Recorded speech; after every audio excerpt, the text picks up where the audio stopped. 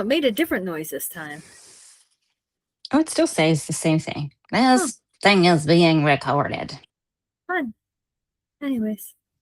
I always start this off the same way every time. Anyways. All right, well, welcome back, everyone, to another episode of Paranormal. We are your hosts. I am Rachel, and I have Harold with me tonight. And I am Kaz, and I have the boys, Chester and Spectre. One of which was very excited to be here. The other one could care less. Wrong area is... That's what they said. Okay. Is that because it's sitting in the wrong area? Well, I don't know where else to put it, so... I should probably turn this one up. There we go. All right, Harold, do your thing. Anyway. I think that was Chester saying, I'm in the wrong area. I should not be here. I should be down in my old man chair, living out the rest of my days. He's getting ready for his summer vacation. Yeah. I think we all are. You need a tan there, buddy. Be quiet and listen. Okay. Meanwhile, take it away, boys. I was going to say, meanwhile, Harold hasn't said a word yet. Harold! Come on. Last time, he's pouting because he hasn't been on the show for a few weeks. Well, he was enjoying sitting in the basement and not being bothered. He was in the basement? You got banished? Oh, no, what not happened? This one. He's just behind the door. Oh. He just banished behind the door. Begin. And we'll begin. All right. Well, fair enough. Let's go. Oh, my gosh. Well, what's new for us? Well, we did an investigation of the Stanhope Heritage Museum in Algonquin Highlands, which is the smallest museum we've ever investigated. It was very snug. It was, but it was very good. So you'll stay tuned for all that stuff.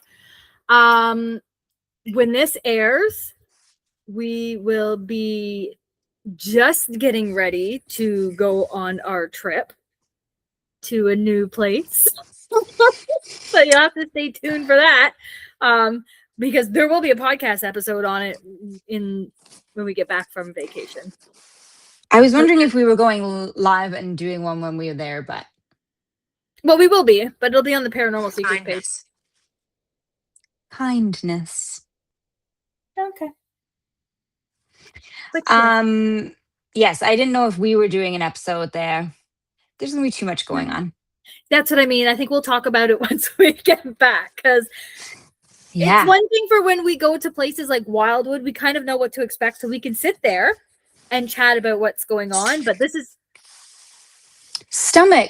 This is a new place, and we will have no idea what is going on. So every bang or bump or whatever is going to be like, oh my God, we're going to be like squirrels.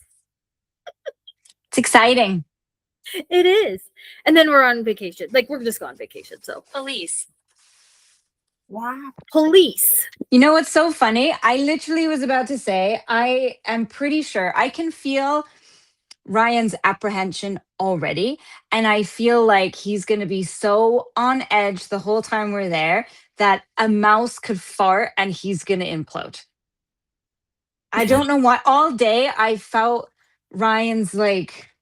You know what the funny thing is? Anxiety almost. Where we are going... He will not be very welcomed because of that profession. I didn't even think of that. Well, good luck, buddy. I will have to explain this to Jay in a bit because he's probably like, what the fuck? But anyways, so that should be interesting because I think the last time that there were police there, it wasn't. Someone was getting in trouble. Plus, the area also has some really, like, weird, like, murders and shadows. And shadows, apparently. And missing people. So I've already dug into that, so that should be interesting. Well, no more. Well, you stay a while. Well, we're only staying there for a night. Yeah, we don't want to stay there for too long. Nor do we want to be down the street for too long. But I don't want to know any more. Yeah, I already know too much. And not enough. Mm-hmm. Well, today's episode is all about a local haunt for us, and that would be Union Cemetery in Oshawa.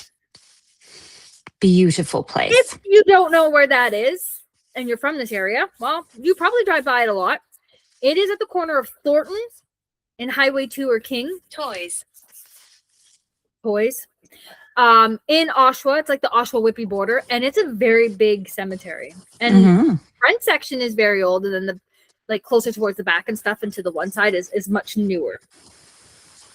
So I'm going to read my notes that actually came directly from the Oshawa Museum that they handed out years ago, which I still have because I keep everything. So I'm going to read you a little history about this. So that's a little historical background about the cemetery, and then we're going to go into a few other little things, and then some people that are there. So in Florence. Well, we'll talk about Florence. Yeah, she just steady on, Harold. I haven't got to my bit yet. He just wants to make sure we're talking about her. She's on the list. Relax. I was like, oh shit. Yeah. Anyway, so in 1835, the succession. Inject. Yes, I'm about to inject some historic knowledge into your brain. Listen carefully. Again? Yes. Apparently. All right.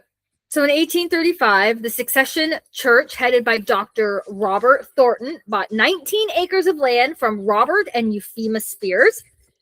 So after they established a congregation, a church, a manse, so where the reverend would live, so a house, and a schoolhouse were built on the property.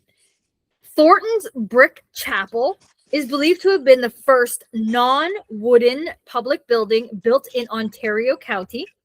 So bricks for the structure were made on the site, and fires to cure the bricks had to be maintained day and night.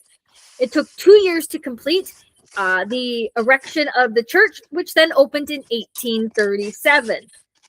The building could seat 500 people and had no basement. Because that was wow. 500 people? I know.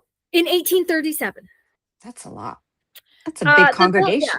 So also at this time, the Presbyterian Cemetery was established in the area of the church, which would be the front part of Union Cemetery. That's right at the corner of Thornton and King. So a simple plan was designed, embracing 4 square blocks of equal dimensions. Shadows move now? As well as 2 equally sized rectangular blocks. All right, so the 6 blocks were separated in north-south as well as an east-west direction by the introduction of 20-inch wide roadways to accommodate accessibility to the grave sites by means of a horse-drawn hearse. We are exploring. Records are sketchy, but it is believed that the church burnt down around the late 1800s. So the church had closed in 1863, and a new church had been built both in Oshawa and Whitby in 1861. Because at that point, it was no longer Whitby as a whole. Oshawa was starting to become its own separate, town. Because back in the day, we were just all Whitby and Cedardale, which is South Oshawa, but whatever. Anyways. The settlement of Thornton's Corners grew up around the area, and many pioneers of Oshawa and Whitby. Talking. I know you haven't been around for a couple. Well, I do this. So the settlement of Thornton Corners grew up around the area, and many of Oshawa, or pioneers of Oshawa and Whitby, are buried in Union Cemetery. Many of Oshawa's pioneers and their children are buried in Thornton's burial ground, which is now Union Cemetery. Which, like I said, the front part. The earliest grave on record at this time is 1837, and that person was Alexander Armstrong, a farmer and the first justice of the peace in the area. And I will just go into him a little bit later on. Refuse. Oh, whatever. So there are lots of people buried in this cemetery. Some of the early pioneers that are buried there, which I'm not going to go into detail I was killed. You were killed. So some of the people in the cemetery is Reverend James Lambie, William Dow, Peter Perry. So who Port Perry is named after, he's buried there. Edward Skye, John Ratcliffe, William Smith, the McLaughlins, which we'll go into a little bit later. Who else do we have? The Gibb brothers, the Corbetts, the Pringles, the Lynds. Yes, from the Lind house. The Almonds, the Ormstons, the Farewells, the Tweedies. Lots of people. My family, Jay's family. Your family soul torture, apparently. Or Jay's family. Okay. Well, either or. There's also a section of that burial ground where unmarked graves are, where people from public executions. Gloria. Public hangings are buried there. Was there any women that got hung?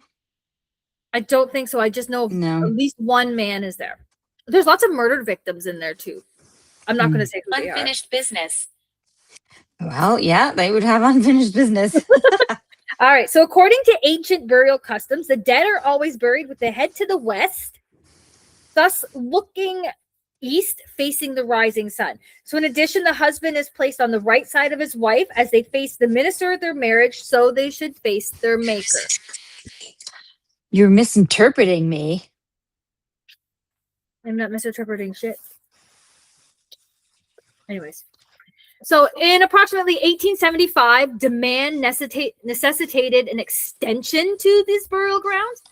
At the time, a number of citizens of Oshawa and Whitby obtained a charter in the name of the Ontario Union Cemetery Company and purchased from a W.H. Thomas the lands adjoining the existing cemetery to form the present-day 29 acres. On June 30th in 1922, Mr. George McLaughlin secured possession of all interest of the Ontario Union Cemetery Company, including the portion formerly belonging to the Presbyterian congregation, which had been conveyed to the company by the Presbyterian congregation of Oshawa in 1919. Julie. Lucy and Julie. And Gloria. Gloria. I know. That's all I can hear in my head now. Anyways. Wanting to ensure proper care of the cemetery and to cease its commercialization, so Mr. McLaughlin, so George McLaughlin, presented the United Cemeteries to the city of Oshawa to hold for the public good. As part of the agreement, the city was to make provisions for the interment of all resident veterans of the World War. This was done, and when the original designated area was filled, an additional site was provided and now has also been filled. As further service, it was decided that Poodle space would be set aside to be used as a pioneer plot. This was done thinking that in Oshawa, there were a number of small burying plots belonging to family or organizations, which had fallen into disuse and hence were neglected.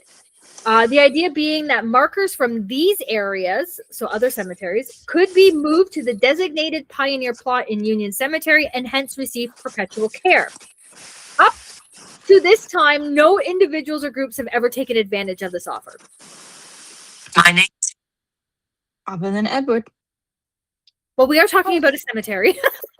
So they're all showing up tonight. Oh, and I'm quite sure there's Edwards in there. Disaster. Yep. What do you say? A disaster. Oh.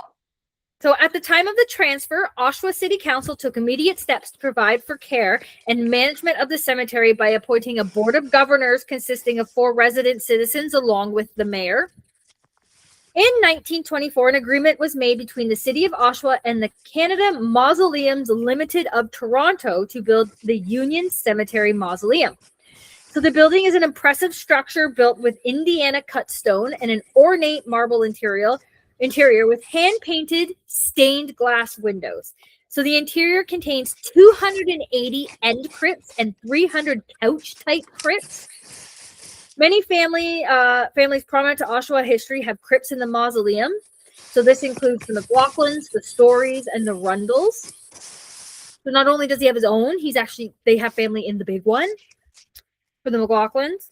Also within the cemetery is the current office building, which was originally a chapel built around. Time to talk. You're doing a great job. Built around 1920. It is also an impressive structure with its solid oak woodwork and slate roof. I have been in there once. It is beautiful. Looks it. There are 2 privately constructed mausoleums within the cemetery. The McLaughlin Mausoleum, where Colonel R.S. McLaughlin is entombed, which I will talk about him in a few minutes, and is constructed of solid marble. And the Pedlar. Trying this again. Ain't this again. Oh. And the Pedlar family mausoleum, which is constructed in a Corinthian style. The operation and care of the cemetery has remained with the city of Oshawa and now comes under the Operational Services Department Parks Division. So that's a little brief history. Where is my body? In the cemetery? I guess so. We don't Are you know in where an it is. unmarked grave? Because I don't know where those are, but I'm pretty sure I could find it. Well, we need your last name, as always. Yeah. You can't just say Gladys or Doris or Edward, because that means nothing. Chief. Where's my body, Chief? Unless it's their last name. What was the name that they said before? You had Edward. But what did Harold say? Harold said Julie. Julie Chief. Maybe there's a Julie Chief. That's a really Who weird knows? name. Oh, Not like I thought. So I'll talk about the person behind the design of the expansion of the cemetery. So the picturesque meandering layout of the cemetery's expansion, you will find things below. Yes, generally in a cemetery, you that do. shovel. You can dig here. I shall start again as I was rudely interrupted. The picturesque, meandering layout of the cemetery's expansion was designed by Henry Engelhard, a German-Canadian pioneer landscaper who also designed Toronto's famous Mount Pleasant Cemetery.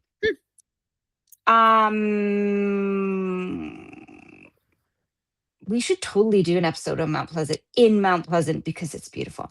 We should. Anyways, so born in 1830 in Prussia, Germany, Henry, whose real name is Hendrik Adolf Engelhard, was trained as a civil engineer in Prussia. I don't know if I'm saying that right, but anyways, Germany. There is an afterlife. Okay. He emigrated to the US in 1850 and later arrived in Canada in 1870. In 1871, he designed and executed plans for the grounds of the Ontario Institute for the Education of Deaf and Dumb, located in Belleville. In the same year, he also planned the 26-hectare grounds for the Ontario Institute for the Education of the Blind in Brantford. In 1872, Henry published a book titled The Beauties of Nature Combined with Art. This was a 174-page book, the very first ever written on landscape design to ever be published in Canada. That was probably a lot of pressure, yes. In 1873, he designed the picturesque Belleville Cemetery, as well as Port Hope's Union Cemetery, which is also really pretty and quite big, and Toronto's famous Mount Pleasant Cemetery. In 1875, Henry was hired by the Oshawa Union Cemetery Company to redesign the land into the scenic park-like space, echoing the principles from his pioneering 1872 book. Before the rural cemetery movement in the 19th century, Ralph Smith. Right. Ralph Smith. Mine says Smith. Okay, get on it. Look him up in And he's Union. art. Well, while I'm doing this, go to find a grave in Union Cemetery and see if you can find Ralph Smith. So, before the rural cemetery movement in the 19th century, people were buried in crowded, utilitarian cemetery and church yards or in private family plots. Egelhard, that's not his name, Engelhard championed a dramatic shift based on specific principles, such as outskirts unity and nature.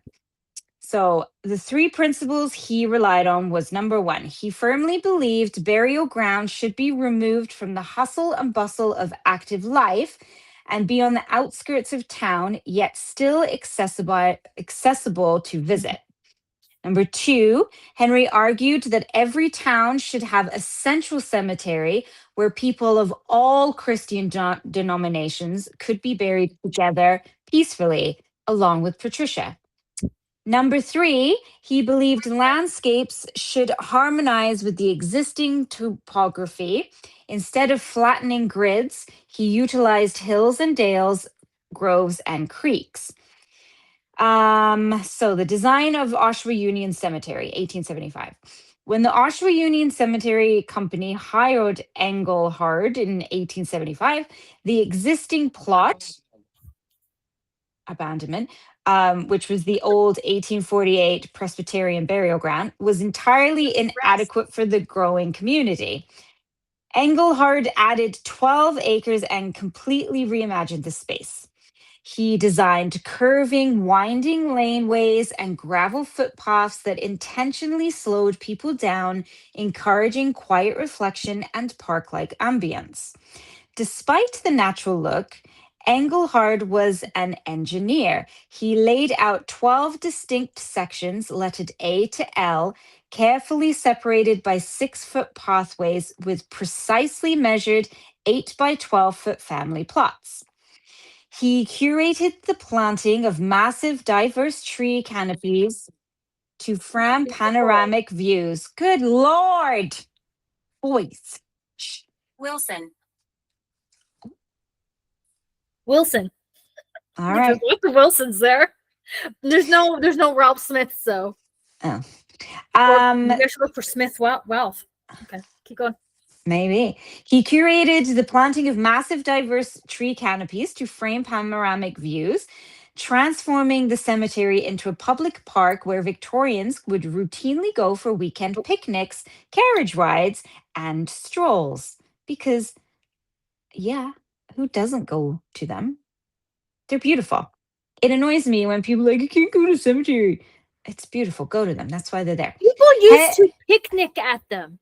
You Yes, used to grab your picnic basket and your family, and you would just go have a fucking sandwich with dead people. of course. We should bring that back. Let's do it. Right. Henry died on October 1st, 1897 of valvular, that's not the word at all, valvular disease of the heart. In other words, heart failure. I don't know why they can't just say things like that. Resting in his own design. After spending decades designing serene landscapes for others to find peace, he was laid to rest surrounded by the very trees, winding paths, and natural architecture he constructed. Thank you. At the cemetery with all the people, done. I will be there.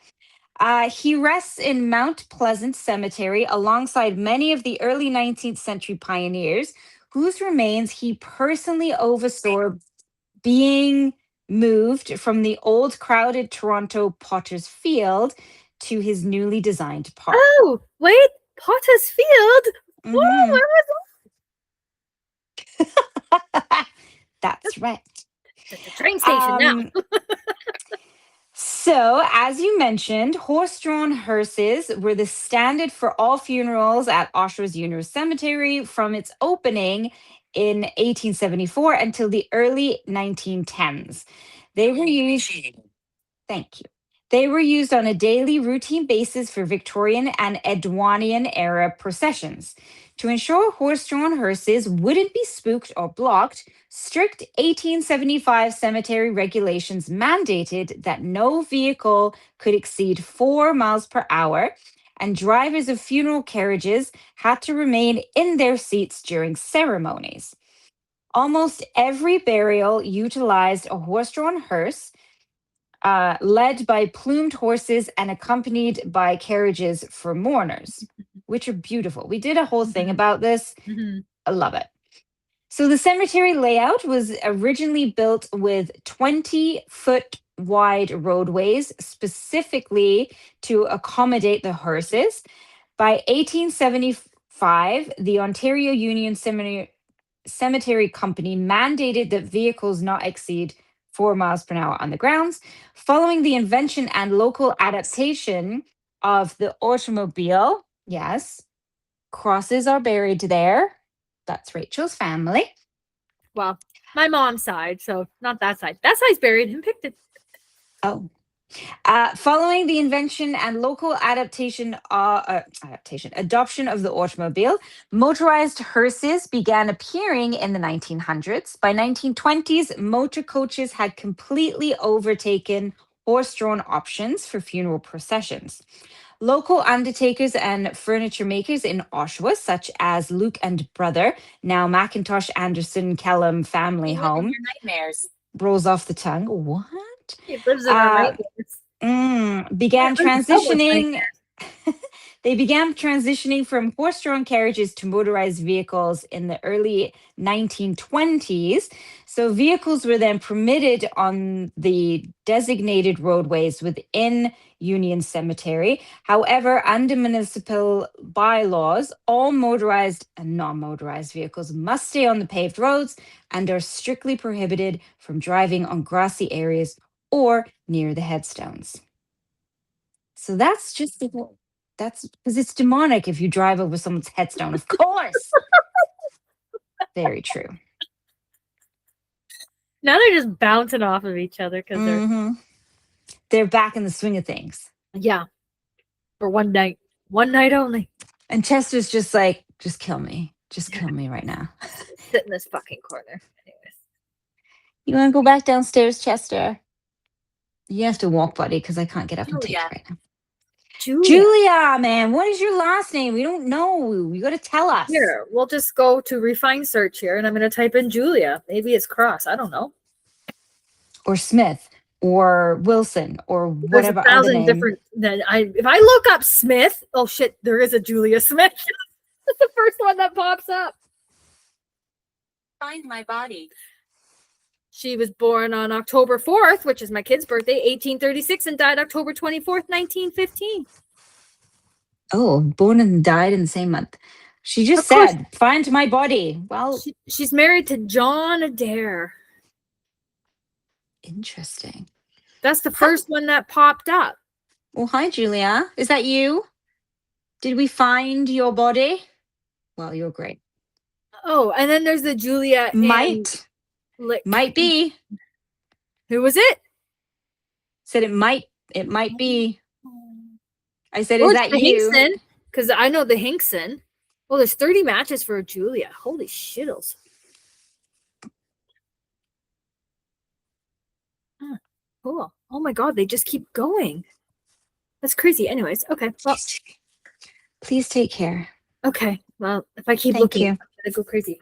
Well, let's talk about. I'm going to talk about Dr. Reverend Robert Thornton. He's the one that started all of this. Please do. All right. So he was. So Dr. Reverend Robert Thornton was one of the most influential early community leaders in the Whitby. Did it say whatever? No, it said whenever. Oh, whenever you heard. You heard me. He was born in Scotland in 1806, and he was an ordained Presbyterian minister who immigrated to Upper Canada in 1833. So after arriving in Whitby, he accepted a call to serve the growing Scottish settler community here and became the first Presbyterian minister in the district. So Thornton helped establish some of the earliest Explain this equipment. No. Presbyterian. Bad entities. Bad entities. Yeah, right. Thornton helped establish some of the earliest Presbyterian congregations in what is now Oshawa and Whitby, holding services in a simple log church near present-day Union Cemetery. If you didn't know where this is, it is at the corner of Gerard and Highway 2 at the Kendallwood Plaza. There's a plaque there with a look. Oh, I've seen that. Yeah. It's like a plaque with like a little figure of a log cabin and some stone structure. Yeah, that's commemorate And that. Aw. So he holds services in a simple log church near present-day Union Cemetery. Beyond his religious work, he was a passionate advocate for education, serving as a school inspector and superintendent of education, helping to improve local schools and encourage literacy through the region. Eugene. Oh. A strong supporter of the temperance movement. If y'all don't know what that is, boo. Thornton organized one of the area's earliest temperance demonstrations, promoting the reduction of alcohol consumption among settlers. His influence on both education and community development made him one of the most respected figures in early Durham region history. When he died on February 11th, 1875, businesses closed and a large procession accompanied him to his final resting place in Union Cemetery. Today, his legacy lives on through Thornton Road. What? We exercise you? Listen, I'm still fat, so whatever. But like exercise the demons, not exercise like put on your aerobics clothes. So today his legacy lives on through Thornton Road, Dr. Robert Thornton Public School, and historical memorials that commemorate his contribution to Oshawa and Whitby. So he did die, like I said, February 11th, 1875, and his cause of death was inflammation of the lungs. Oh. On April 15th, 1833, he married a Margaret McAlpine Thompson. Your hair. What about my hair? She actually died literally a year before he did on February 9th, 1874. Oh. They had 1, 2, 3, 4, 5. Oh, it said I can't breathe and he died of inflammation of the lungs. Oh, shit. 6, 7, 8, 9. They had 10 children. Oh. 10 children. And let's see here. One died at... Conjured. One was not conjured. One did pass away at the age of 12. One passed away at the age of 7. And then I think the rest are in their adulthood. One I don't have a death date for, which means he could have died when he was a baby. One died of a fractured neck and femur. Oh, damn. She happened to be born on my birthday. That's Josephine Thornton. But yes, so he had 10 children. The majority of them made it to adulthood. So that's a little bit about Mr. Reverend Dr. Reverend. I also found that he wasn't really a real doctor. Like, purple hair. I had purple hair. Like he wasn't like a medical doctor. So I'm assuming this is a doctor, like something else, but it wasn't medical. So right. Yeah. Anyways, so that's my guy. Now here, let's talk about the first guy buried there, and I'll let you talk about gravestones because now we're gonna get buried. Someone's buried in the cemetery. All right, I'm like, pull up my. Do I have anything in here on him? No, I don't. Liar. No, whatever. Anyways, there's not much known really in the history about the first person that was buried in the cemetery, which is Alexander Armstrong. Now, it said he was the justice of the peace of the area, so he was a judge, if you want to say that, call him that. So Alexander Armstrong was born in 1794, and he died May 30th, 1837.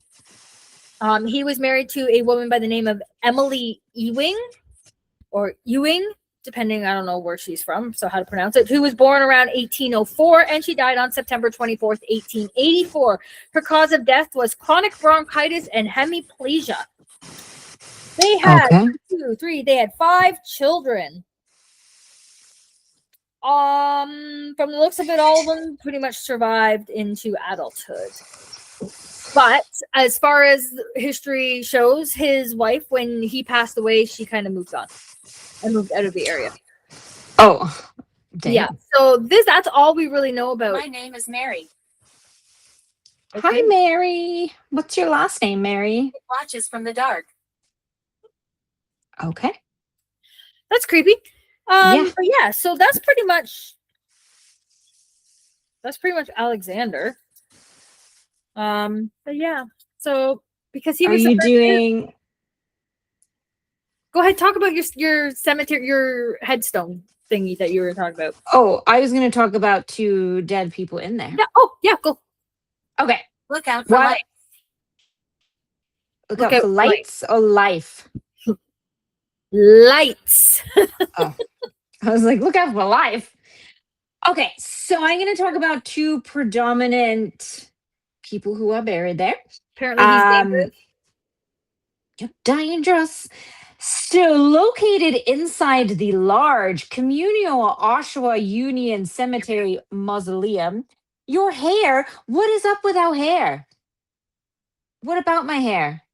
Harold said your hair, and I then know. purple hair. What is going on? What do you like about my hair? Don't you come flying at me. Okay, I need to finish this, or it's going to be a year-long friggin' thing. Okay, so located inside the large communal Oshawa Union Cemetery mausoleum is the grave of one of Oshawa's most predominant historical figures, Eli Edmondson. But who is Eli Edmondson, you may ask? Well, Eli Smith Edmondson arrived in Oshawa in the 1880s. He was the miller who established a flour mill alongside the shores of Oshawa Creek immediately south of Mill Street. He purchased the old flour mill, which had belonged to the Gibbs family, and he converted it into a roller miller or mill. I'm in my 20s. That's lovely. He created a dam, which created a large mill pond and produced sufficient head of water to operate the power plant. A generator was installed in the flour mill, creating electricity. I'm One sure lady people here. lost their lives here, creating electricity, harnessing the power of the creek. The mill suffered a fire in September 1892, ending a flour milling industry in the Hallows, dating back to the 1820s. In 1887, the Oshawa Electric Light Company was founded by Edmondson with associates James Guy, I'm guessing from the Guy House. Yep, put that here in my notes. And Luther K. Morton, or Merton, depending on how you say it. Believe in yourself. Electricity, I will. Electricity arrived in Oshawa not long after this establishment, and on September 12th, 1887, the electric lights were turned on for the first time for 15 arc light posts and the local businesses surrounding the light posts. As president of the Oshawa Electric Light and Power Company, Edmondson successfully brought electrical power to the city in 1887. According to Oshawa Power, in the early years, electricity was only available between dusk and dawn. It would be left off in the moon if the moonlight was bright enough, I guess, to conserve energy. Edmondson served 2 terms as the mayor of Oshawa in 1913 and 1914. Eli Edmondson is generally remembered as a progressive and capable, we are, early leader who served as the mayor of Oshawa. He is best known in the community's history for his instrumental role in bringing electrical power. I already said that. During his time in office, he was praised by contemporaries as an approachable young man with a clear sense of civic duty. His tenure successfully navigated the growing industrial and municipal needs of Oshawa just prior to the First World War. Edmondson owned the palatial Prospect House and its 11-acre surrounding estate, which he transformed into an early privately owned recreational park featuring fountains, tennis courts, lawn bowling, and grandstands, giving the town a vibrant communal space well before modern municipal parks. In 1995, he sold this land to Colonel R.S. McLaughlin, who demolished the home that was built and rebuilt the iconic Parkwood Estate National Historic Site. Eli Edmondson's mausoleum stands as a physical testament in his immense wealth and civic influence during the late 19th and 20th centuries. Because of his colorful and historical significant life, his final resting place is frequently featured in local living history events. For example, during the Oshawa Museum's annual Scenes from the Cemetery event, actors portray Edmondson bringing his business, accomplishments, and infamous love affairs back to life. International scandal. Edmondson's life wasn't without drama. In the 1880s, he made international news following high-profile love affairs that scandalized the Victorian era. The scandal centered around his explosive and highly publicized marital affairs, which were considered incredibly scandalous for the Victorian era society. Damnation is right. These illicit relationships resulted in a dramatic, very public. You've got to go. Like, oh, I just heard it go. You've got, and then nothing. I'm like, what? What do I got? A predominant. Oh, his illicit relationships resulted in a dramatic, very public marital fallout that was covered by newspapers across borders. A predominant businessman credited with bringing electricity to Oshawa, Edmondson was embroiled in a highly publicized domestic drama with his extramarital affairs. The key figures in the scandal were obviously Eli Edmondson, Mary Ritson Edmondson, who was Eli's wife and a member of the predominant local Ritson family, whose name still lives on in Oshawa's Ritson Road, and Alice Carswell Houston, who, what did it say? I know. Oh, Alice Carswell Houston, who was Stink. What? You stink. Eli's mistress, an educated socialite who attended the prestigious DeMille Ladies College. So the juicy details of the tangled relationship are often recounted today during the Oshawa Museum's popular Scenes from a Cemetery. So that is Eli Edmondson. We'll just quickly do one more. Not too far from the communal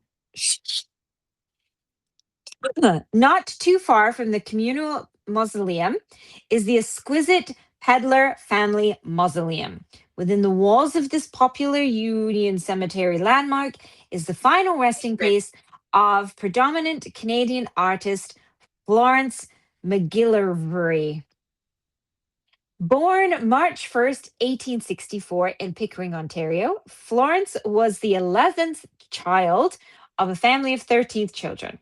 The youngest female of the Scottish immigrant farmer George McGillivray. In 1870, her family moved to Whitby, and to this day, the property was or has remained in the possession of the George McGillivray's descendants. I don't know how to say their name.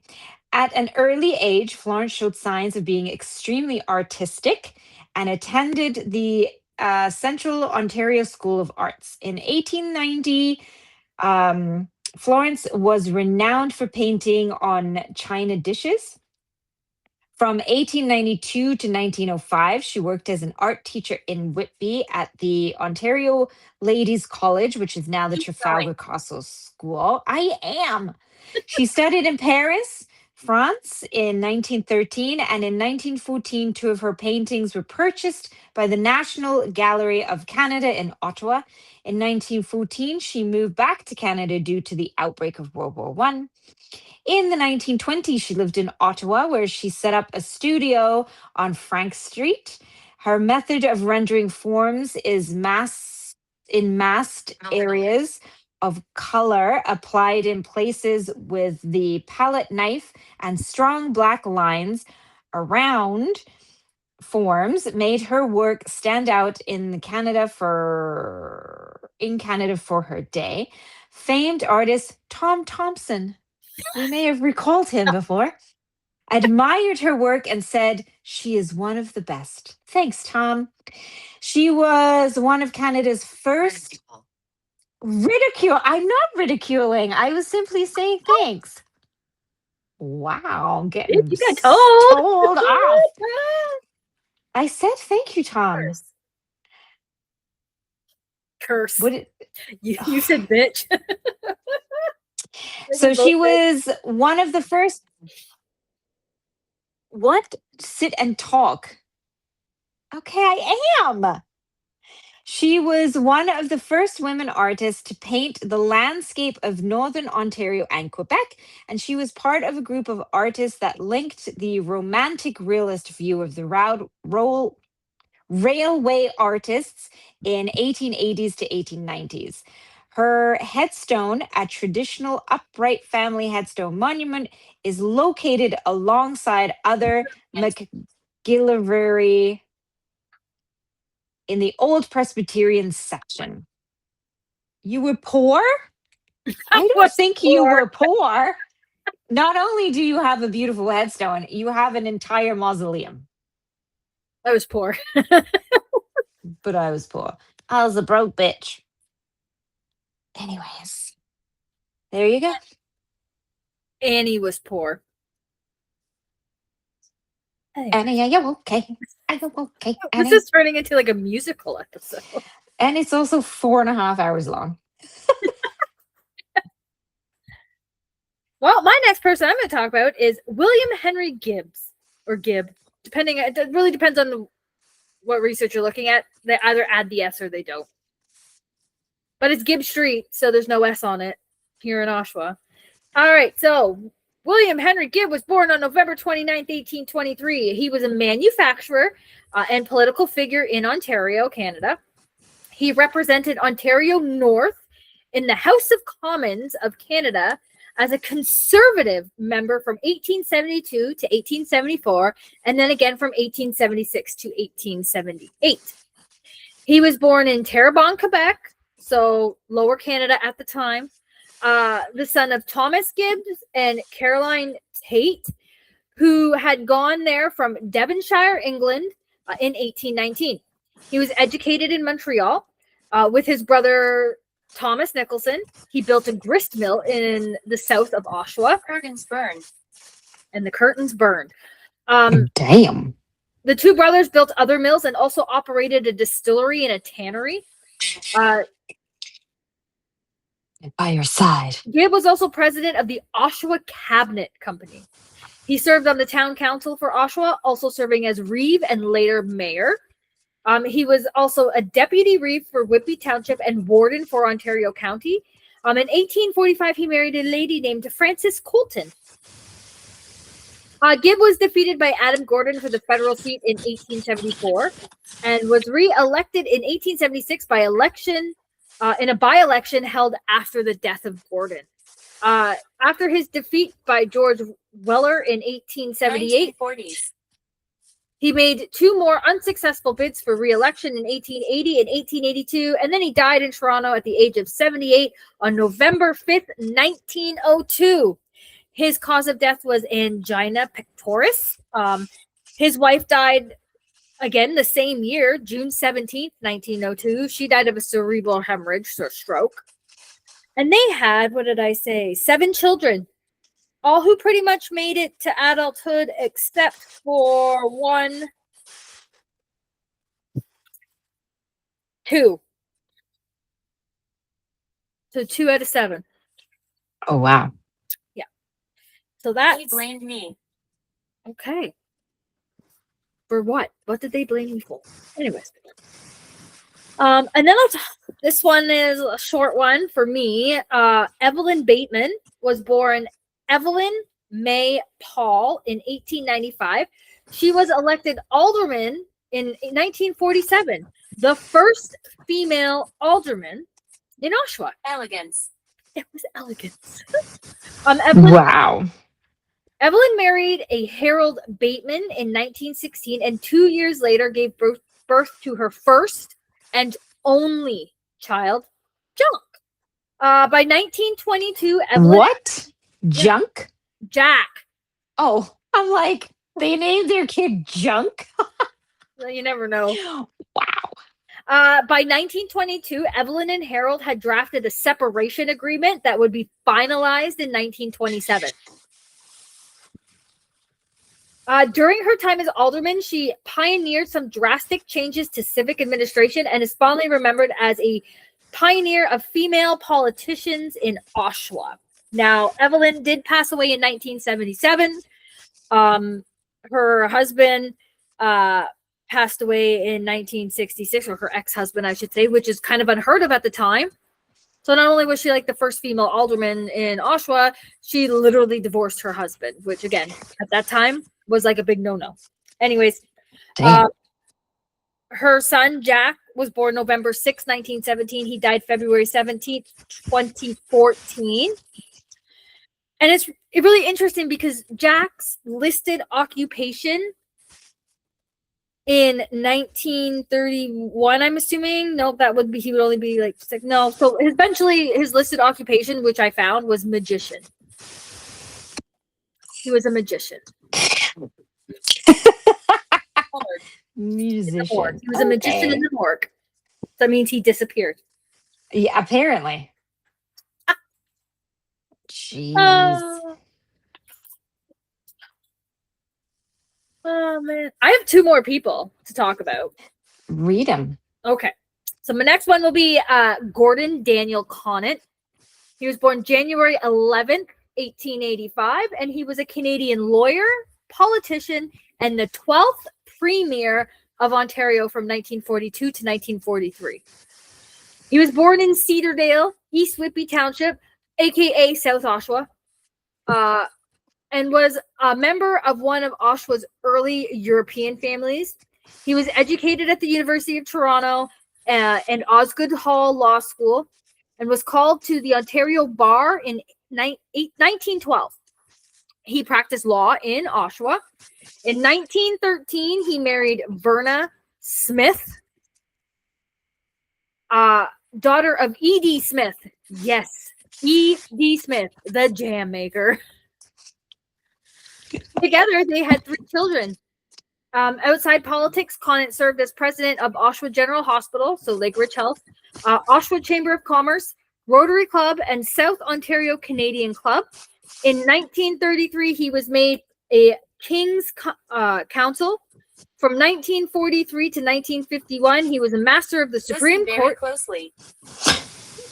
Yes, if everybody listens very closely, you can hear Jay snoring. He was a member of the Supreme Court of Ontario. In 1944, he was awarded an honorary degree from the University of Toronto. Conant died on January 2nd, 1953, unfortunately, because of the year, can't get a death record. But he did marry Verna on June 25th, 1913. She was born April 23rd, 1888. She passed away May 7th, 1992. So she lived quite a while after her husband. Yeah. And then they had 3 children, Douglas, Verna, and Roger, who probably all went by their middle names, which was Smith, Genevieve, and the forest. Gordon. Stay out of the forest. Stay out of the forest.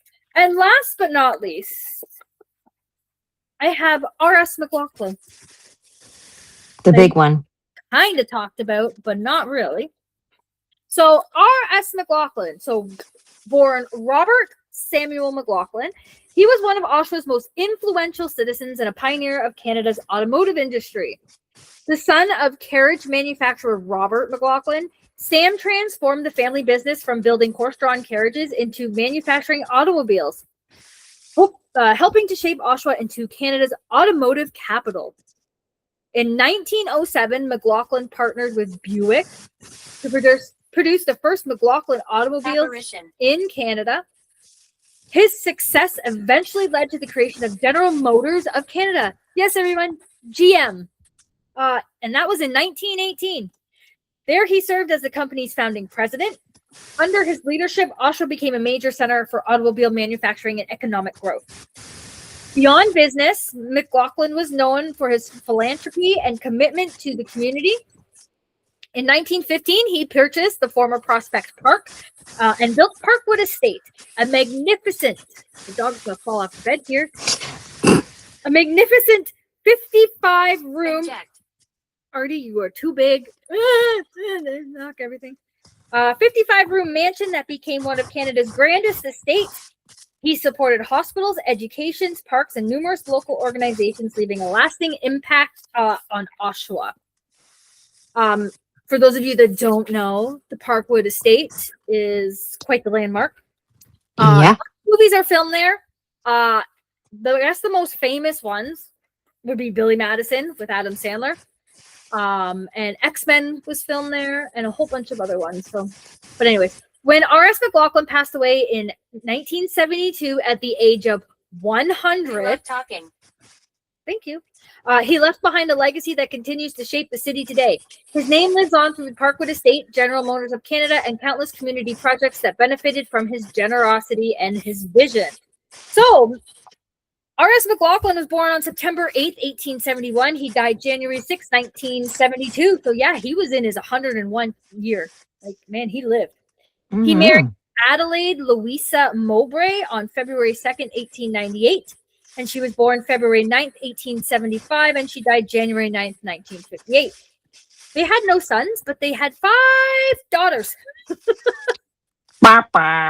Just think, you make all this money and all you have is 5 girls. Could you imagine the dudes that were lined up to be like, I'm going to get this one? No kidding. They had Mary Eileen. She was born December 19th, 1898. She died December 28th, 1959. Mildred Adelaide, born September 10th, 1900, died May 18th, 1965. He had Isabel Grace, born October 10th, 1903. She died in December of 2002. Hilda Francis was born September 1st, 1905, and she died November 6th, 2001. And Eleanor Victoria, who was born August 31st, 1908, and she died January 1st, 1993. And there's lots of descendants of these lovely women still around this part of town. So, and they have that really fancy dark gray mausoleum. Removed. No, it's not removed. At Union Cemetery with all the ornate, figures on the outside. That was intense. That was crazy. Apparently, that was intense. I'd never seen you move that fast. Jay. That was impressive. But anyways. Well, I was like, what is that screen showing up? It was weird. That is my interesting people. Born, oh my God, buried. Buried at Union Cemetery. Well, I'll quickly wrap it up with some unique and popular graves because, as you stated, it goes from really old to newer, and there's some beautiful graves to look at. It's a beautiful Spanish donkey. Please. The Union Cemetery contains 13 rare monuments crafted from zinc, which were marketed as indestructible white bronze in the late 1800s. These hollow statues are sold out of a catalog, with the young St. John statue costing $75 at the time, which is about $6,700 in today's currency. Today, these historical markers are sought after by historical buffs and genealogists because the metal weathers beautifully and remains highly legible compared to traditional marble or granite. The actual material. So despite the name, these monuments contain no bronze. They are made of refined zinc. The term white bronze was used to market them as a premium, non-rusting, light, all these names, light colored alternative to dark or antique bronze. They were manufactured by the Monumental Bronze Company in Bridgeport, Connecticut, starting around 1875. Final assembly was often done in Canada, including at a subsidiary plant in St. Thomas, Ontario. Production of these distinct monuments largely ceased in 1914 because bronze became too valuable of a commodity during the First World War. Buyers ordered these modular hollow markers from catalogs. They came in pieces and could be customized with personalized emblems like crosses, flowers, or statues. The young St. John features a serene depiction of St. John the Baptist, accompanied by lambs. It was a very popular catalog item that could be ordered by mail. Unlike soft marble, which rapidly erodes and becomes illegible in Canadian winters, if you haven't heard, our winters are shit. It's someone else. Zinc naturally oxidizes to create a protective barrier.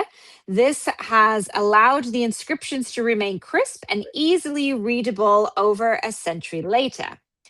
The largest white bronze marker in the cemetery is the Grand Phillips Monument, standing over 3 meters tall. It faces King Street West and is topped with a statue of Hope.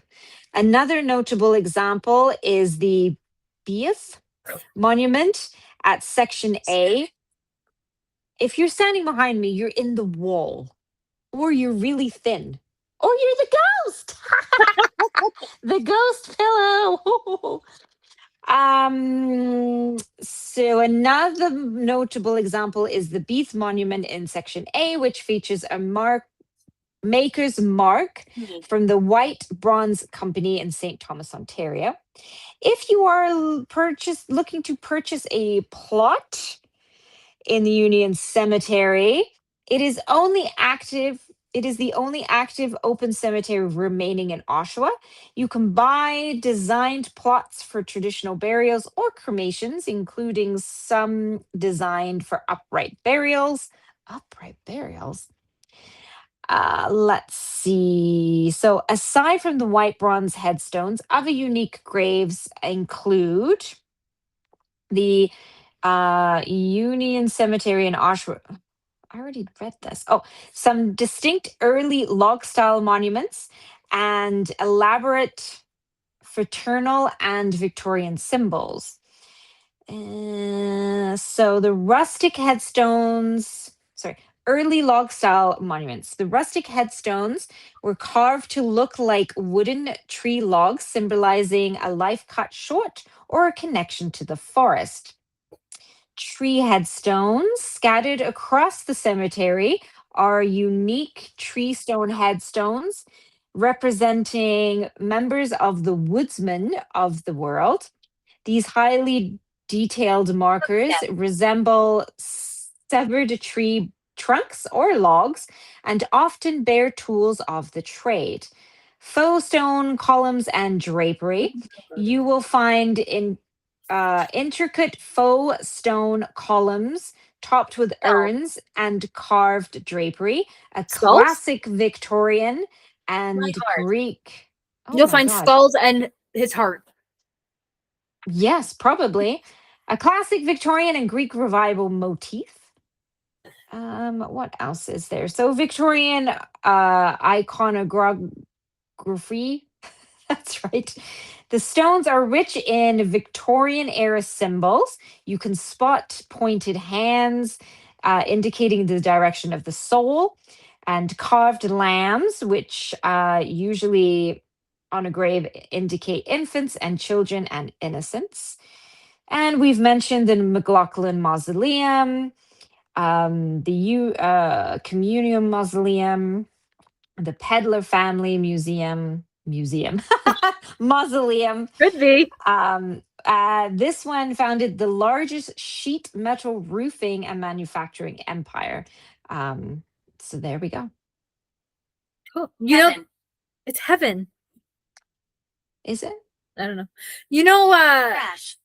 oh, crash. Jesus. Oh, a crash.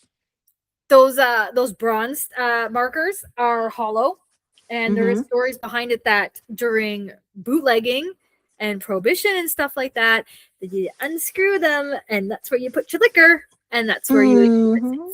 So yeah, that's pretty cool. I love Nothing like it. nothing like keeping your booze in the grave of some random person that you Well, don't know. why not? But hey, you did what you had to do back then. Yeah. Oh, yeah. Especially thanks to the Tempest movement. Yeah. But yeah, but that's Union Cemetery. And I highly suggest for people to take, because Union Cemetery, Oshawa Museums offer cemetery tours where they'll take you around and they will like give you like really cool information about like the people that are buried there, about the different type of stones you'll see, like grave markers, like what the symbols are on them, and all that kind of stuff. And they got some really cool stories. They have a variety of different tours at different times. So you've got like your like regular history tour, then you've got your scenes from a cemetery where they actually have actors portray the people. And then they had a veterans tour one. So yeah, and they happen at different times of the year. You just have to check their website. I like it here. Perfect. You just have to check their website and to see when they're happening. It costs like $5 a person, which is like peanuts. Nothing. Mhm. Supports the museum. So we highly suggest you, if you're looking for something to do, that's something you do. Or if you just want to go for a walk through Union Cemetery, it's great. Yeah. There's lots of interesting things. It is truly a beautiful place to walk around. You can either look at the headstones or not, but it's just very tranquil. Like it's a really nice place to go. Mhm. We should go. We should just go and do a live and just walk through it. Read Yeah. some stones. Find my family members and Jay's and go from there. I'm down for that. Yay! Maybe it'll be something we'll do in the summer on our summer vacation. Just be like, pop in and be like, yo, everyone. Yo, everyone. We haven't disappeared yet. But anyway. It said funny. Damn straight I am. Anyways. Well, that's our episode on Union Cemetery and the interesting people that are buried there. Mhm. If you have family buried there, or you've seen an interesting stone there, or you have a story about encountering something there, we'd love to hear it. You can send it to us or email paranormalpodcast@gmail.com. Envy. PAREHNORMAL podcast@gmail.com, or you can post on our socials, or whatever. Send us a DM. But we're off on summer vacation. Yay! Summer vacation. So we will not be recording any new episodes for the next few weeks, so we can enjoy our time off, and do fun things. But head over to the Paranormal Seekers page to see what we're up to with them and to see an epic adventure that happens when you'll watch this tomorrow. Yeah. If we're 100%. Steven! If mine is God. death, we're done. That's it. All I can hear is that lady yelling out at her heart. Exactly. Steven! Alrighty. Anyways, we will be back with a brand new episode on August 24th. And that episode, I can't even remember what the fuck we have decided what we were doing. I don't know. Something cool, I'm sure. So, yeah. But anyways. Oh, I know what it is. Oh, it's the Ottawa jail. Because we will have just been there. But yeah. Oh. So we'll be talking about that place. Anyways. Oh, that has to do with the jail. Oh, I don't want to know. Oh, anyways, all right. Have a great summer, everyone. We will see you at the end, well, the middle of August, technically, but we will see you then. So Bye. Oh, upset me. You're upset because you just made it back to an episode, and now we're like, we're done. We're done for a few weeks. Darn. All right. Bye. Bye. Fast. And so is this podcast. Bye.